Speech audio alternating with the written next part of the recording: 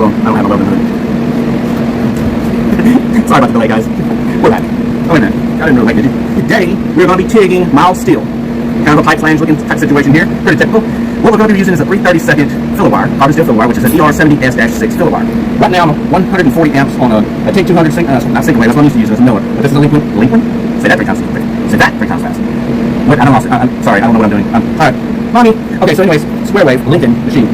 Now, I got my gas turned up to 30 pounds. And, let's see, yeah, 30-ish pounds. So right, maybe just a hair over 30 pounds. I'm using a wind blocker here. And I got, what did I say, 140? Yeah, 140 amps. So we're going to be running a little bit of stick out, maybe 5/16. Yeah, I would say 5/16 to 38 stick out of a 3/32 2% thoriated tungsten number 7 cup. So let's see how this is going to roll. Roll that beautiful bean footage. Roll that beautiful bean footage. Okay, it's going to take more amperage than that. Quite a bit actually. So we're going to go on up and max the machine at 200, and then I'll use the foot pedal to adjust. There we go.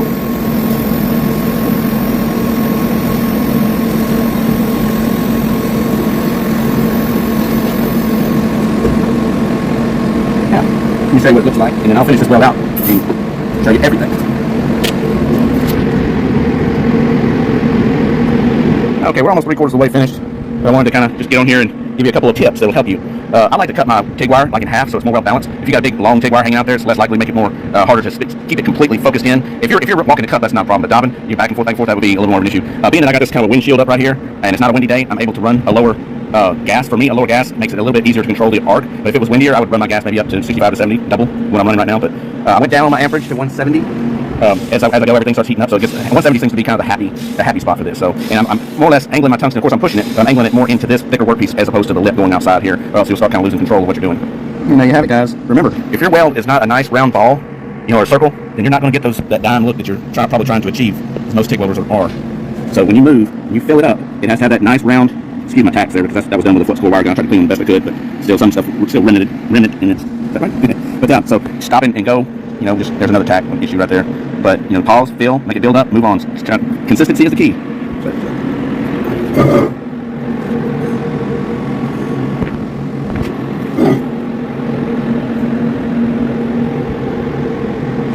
All right, y'all. I hope y'all enjoyed this. I hope you got some info out of it that might help you, or if you just like weld porn.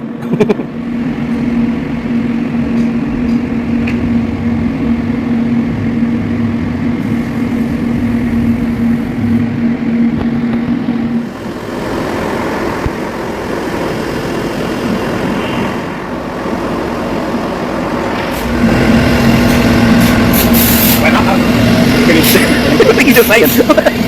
I'm videoing this weld and you're like, no. Okay, go ahead and finish what you were doing. It looks nice. Like it? Looks really good. You like it? I think it's okay.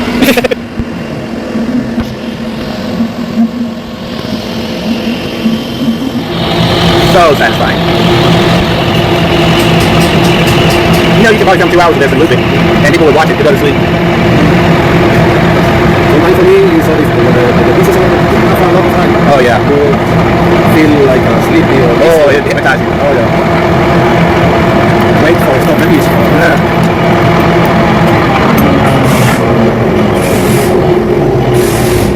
Everybody would think it'd be round, but it's actually not. Today's advice: if you want to look smart, think of something stupid and don't say it. I'm going to start with a little advice. When you stop welding, close your eyes. If it looks like you still looked at a light bulb, then you need to go to a darker shade lens. This will preserve your eyes for years to come. That being said, we all know not to look at anyone else welding, but did you know that someone beside you, the flash is more dangerous to your eyes than actually looking directly at it? So definitely always shield yourself from flash from the side of your eyes.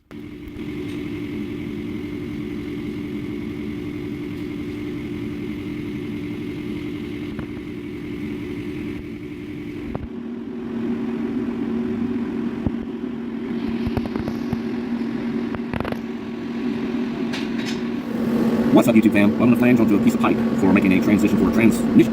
Say that fast.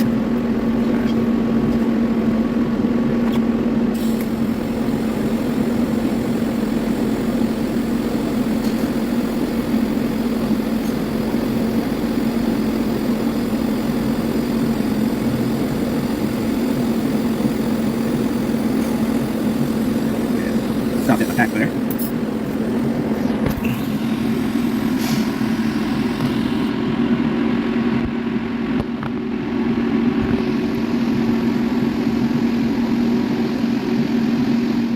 Now, for those of you who wants to know how I'm holding this, I'm holding it just like this, and I got my pinky. I'll show you like this. I got my pinky on the end wall like this, rubbing on. And when this pipe gets really hot, I'll put my TIG finger on my pinky. So I'm putting it at this angle, and I'm moving along just like that.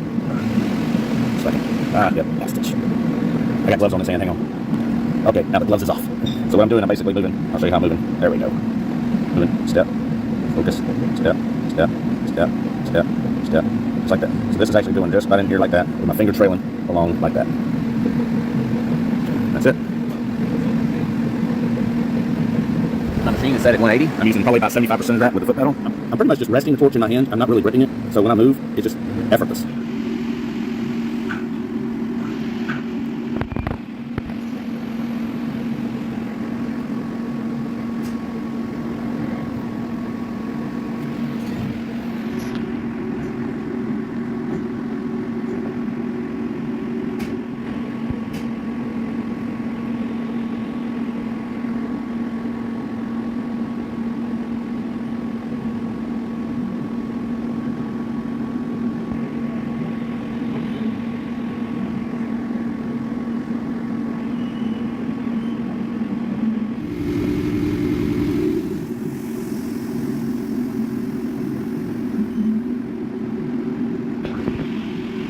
People have asked me, how do you know how hot to get it? How do you know how to set the machine? It's easy. I just push the pedal down until I get that achieved puddle, the desired puddle that I'm trying to achieve.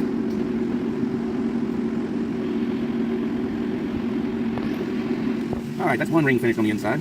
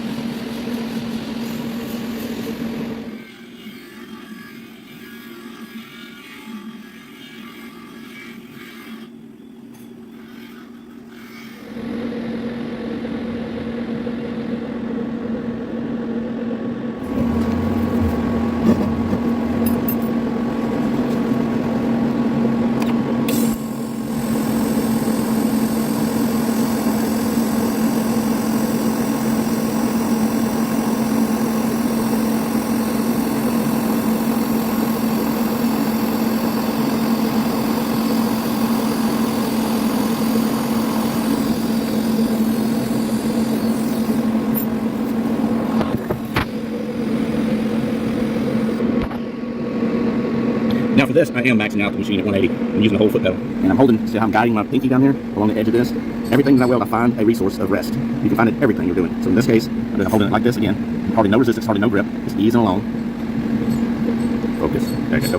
Step, step, step, step, step, step. Feed the wire in. Right, not this spot, not that spot. Right there. That's where I'm feeding it in. It doesn't stick or hang up, and it builds up. I'm just zoop, zoop, zoop. Let it hump up as it goes.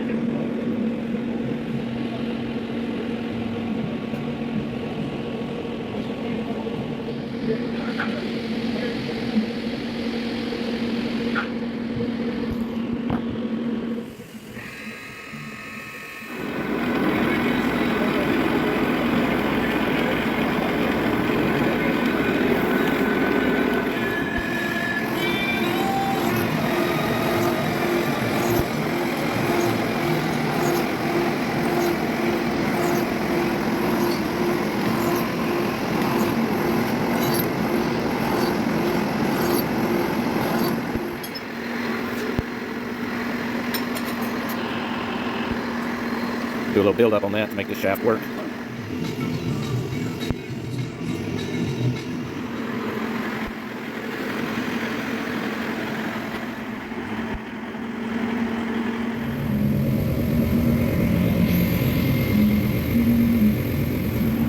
What's up, YouTube fam? Guys, check it out. I'm making the best of a bad situation here. Remember your 7 P's. Proper prior preparation prevents piss poor performance. Now, these weldments, you can see imperfections in. And it takes out the consistency and time.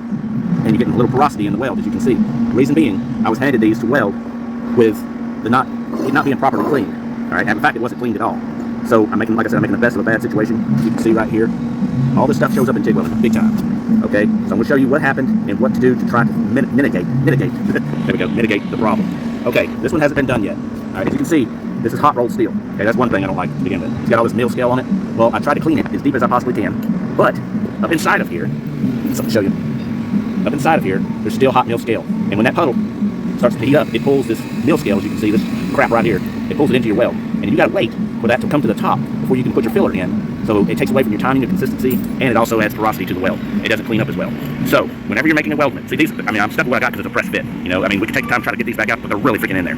So I'm trying to do the best with what I got in this bad situation, like I said. So to overcome that, I cleaned it as deep as I could, and I'm slowing down my weld, trying to make it as consistent as possible. But you know, it is what it is. A lot of you may look at it and say, "Oh, that's just fine," or run another weld, clean it, run another weld over it. Well, you know what? You're probably right.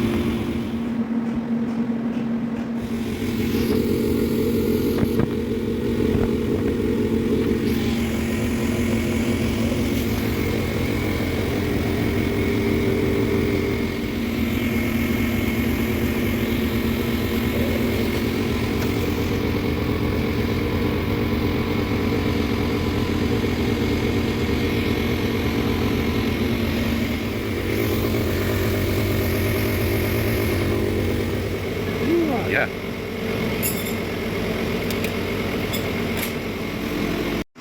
And we have 2 more to make. So 3 all together.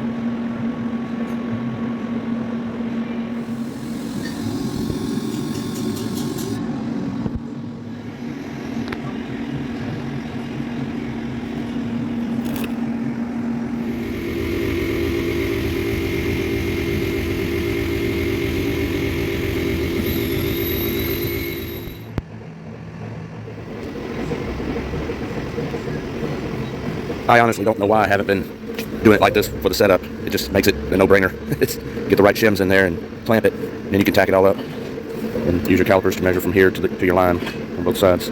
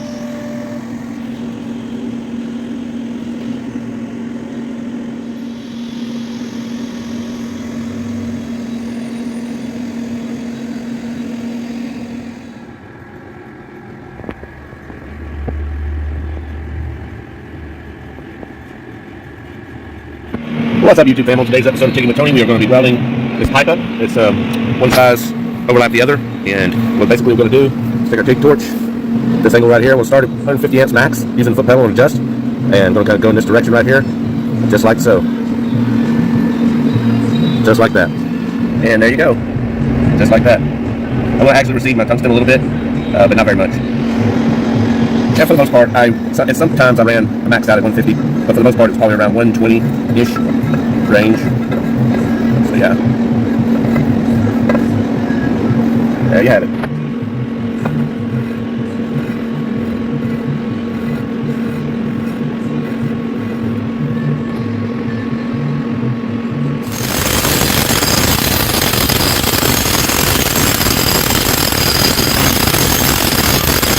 I like to call what you just saw a chamfer weld. Now I like to call this a ring weld.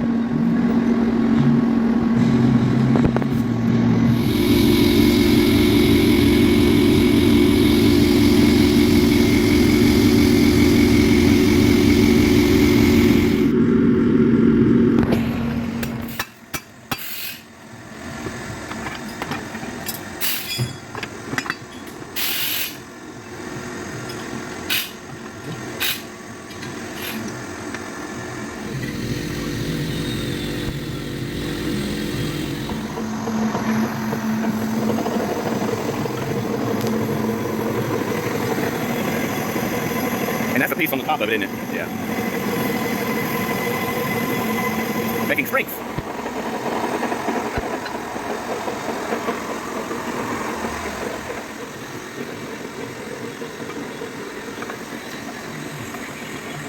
That is awesome.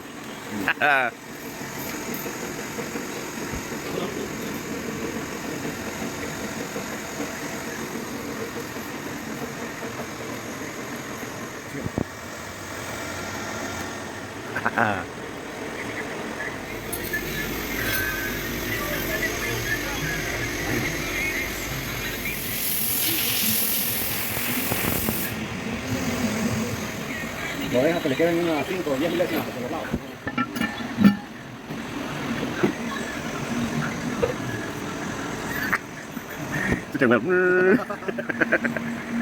Vamos a... No, tenemos que...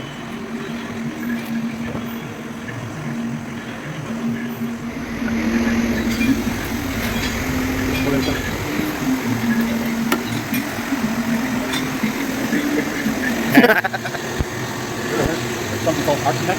Heart attack? Yeah, art attack. Not heart attack, but art attack like you got attacked by art? Yeah, there's something in China called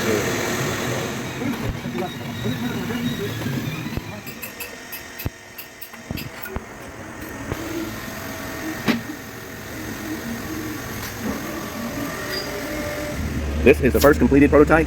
Of course, as you may know, prototype doesn't have any drawings to go off of, so we had to build everything as we went. And it's amazing.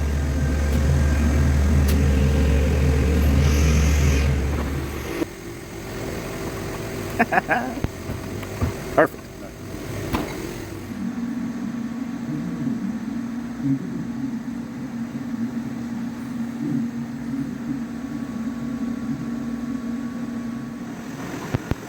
take on, move, take it.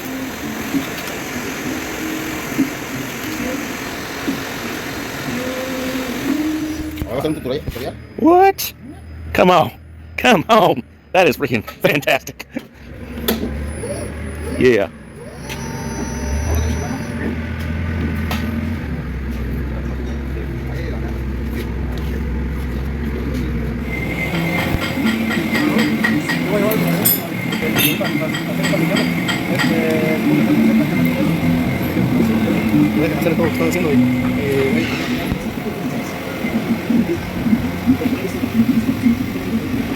Yep. There it goes. Nice.